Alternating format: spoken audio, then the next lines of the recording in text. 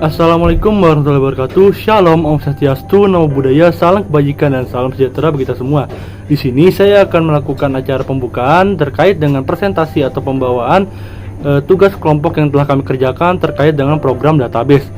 Yang terhormat Bapak Fahri Ihwanul Alifin, STMT, selaku dosen pengampu mata kuliah pengantar literasi digital. Di sini saya akan memperkenalkan anggota kelompok saya, diantaranya ada Novar Musidan Ramadan dengan 3 digit terakhir yaitu 095, ada Novar Banus Mitra dengan 3 digit terakhir yaitu 096, dan ada Surya Agung Perkasa dengan 3 digit terakhir yaitu 109. Selanjutnya kita akan masuk ke dalam pembahasan. Baik, izinkan saya masuk. Di sini saya akan membahas mengenai bab 1, yaitu pendahuluan, di mana berisi 3 bab, yaitu latar belakang, tujuan, dan juga manfaat.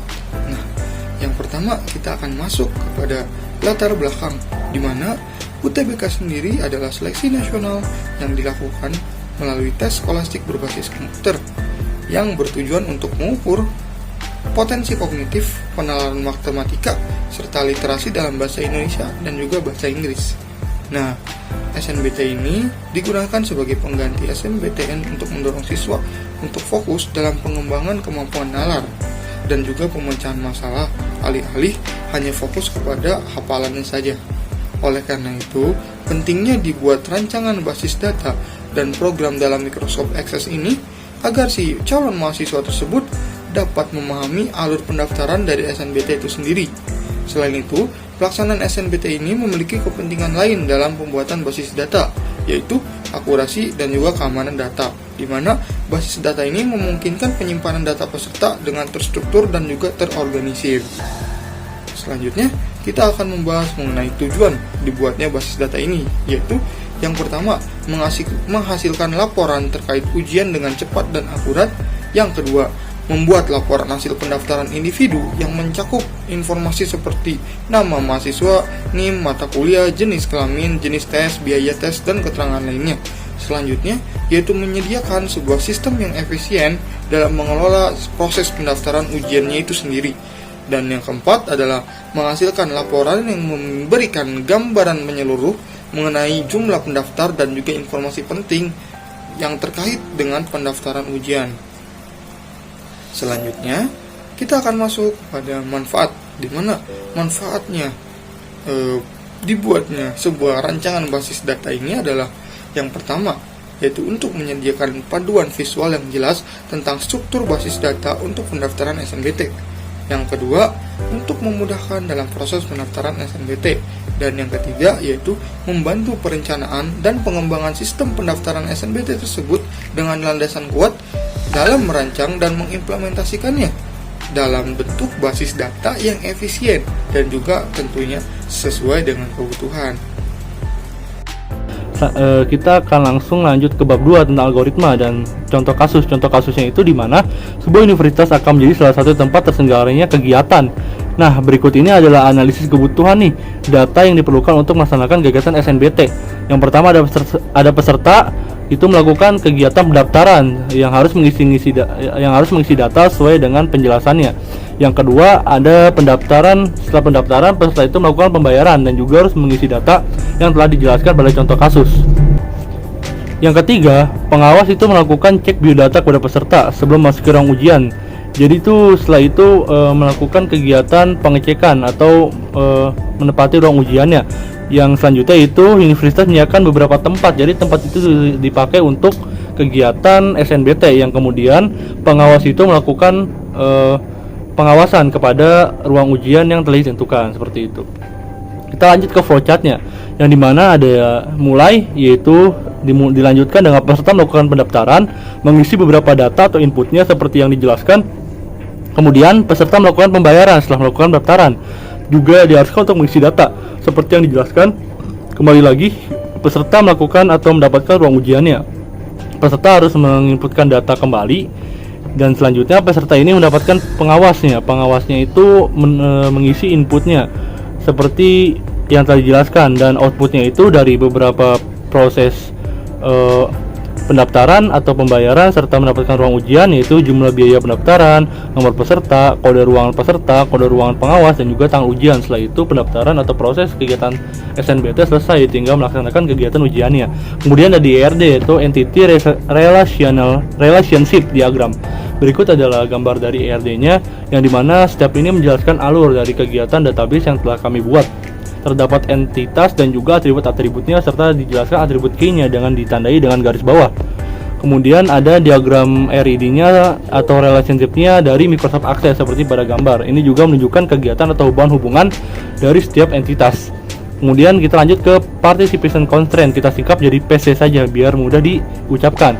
Yang pertama ada kegiatan one to one, di mana seperti yang diketahui pada contoh kasus bahwa setiap peserta yang ingin mengikuti SNBT harus melakukan pendaftaran terlebih dahulu, dan setiap peserta hanya diperbolehkan mengisi 1 kali pendaftaran, seperti itu. Jadi peserta hanya boleh melakukan 1 kali pendaftaran.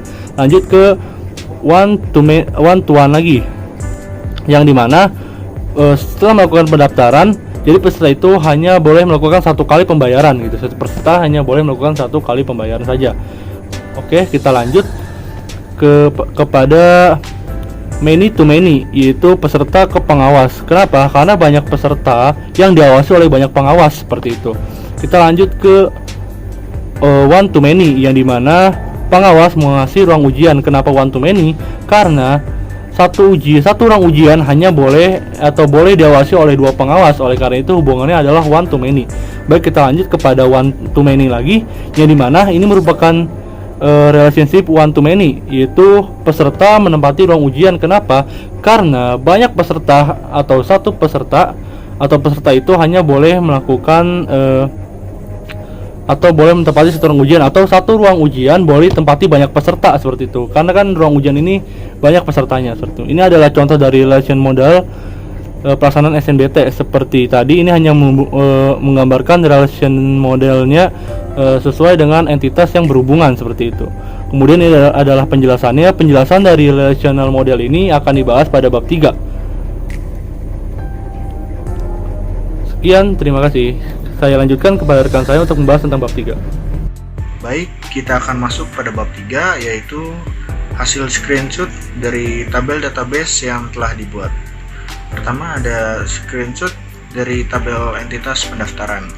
Isinya sebagai berikut. Kemudian ada screenshot dari tabel entitas pembayaran. Isinya sebagai berikut. Kemudian ada screenshot dari tabel database entitas peserta. Isinya sebagai berikut. Kemudian ada screenshot dari tabel database relasi diawasi. Isinya sebagai berikut. Kemudian ada screenshot dari tabel database entitas pengawas. Isinya sebagai berikut. Kemudian ada screenshot dari tabel database relasi mengawasi. Isinya sebagai berikut. Kemudian ada screenshot dari tabel database entitas ruang ujian. Isinya sebagai berikut. Kemudian ada screenshot dari tabel database relasi menempati. Sebagai berikut.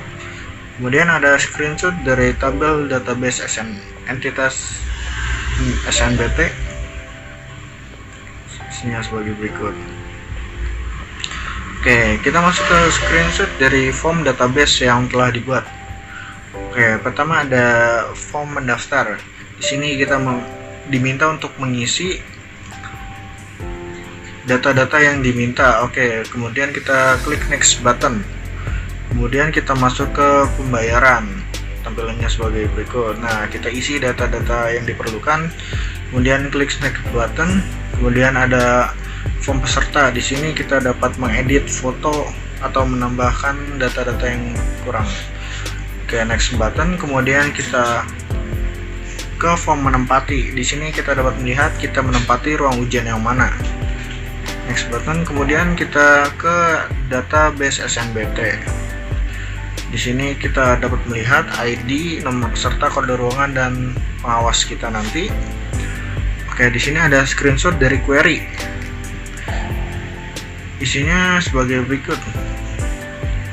Dan kemudian ada screenshot dari form database SNBT. Di sini terlihat relasi-relasi dari entitas-entitas yang telah kita buat, seperti pembayaran, pendaftaran, peserta, dan menempati.